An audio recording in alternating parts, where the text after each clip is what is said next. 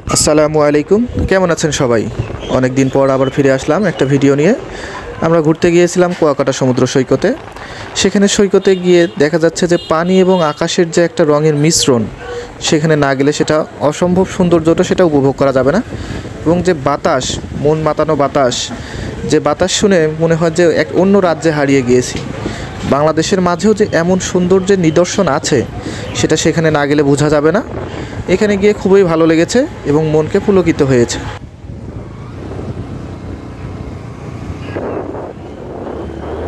এবং এখানে গিয়ে আর একটা বিষয় যেটা বলে রাখা ভালো, যে আপনারা যদি কেউ বাইক রাইডিং করতে চান, তাহলে রাইডারদের সাথে খুব সুন্দরভাবে আগে থেকেই সেট আপ করে নেবে, নাহলে তারা কিন্তু পরে ঝামেলা করে বসবে।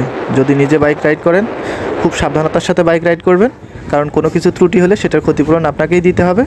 আর যদি সাথে রাইডার নেন, তাইলে তো আপনি নিশ্চিন্তে বসে থেকে উপভোগ করতে পারছেন। সবাই উপভোগ করবেন আশা করছি, অনেক এনজয় করবেন, সুযোগ পেলে ঘুরে আসবেন। এবং এই জায়গাটা কেমন হয়েছে এবং এখানে কোন সময় গেলে ভালো হবে সেটা চিন্তা ভাবনা করে আবহাওয়া দেখে তারপর সেখানে যাবেন বলে আশা করছি। কারণ যখন আপনারা অতিরিক্ত বৃষ্টির সময় যাবেন, তখন এই সৌন্দর্যগুলো উপভোগ করতে পারবেন না। আশা করছি সবাই ওয়েদারের কথা চিন্তা করে সেখানে ঘুরতে যাবেন। ধন্যবাদ সবাইকে।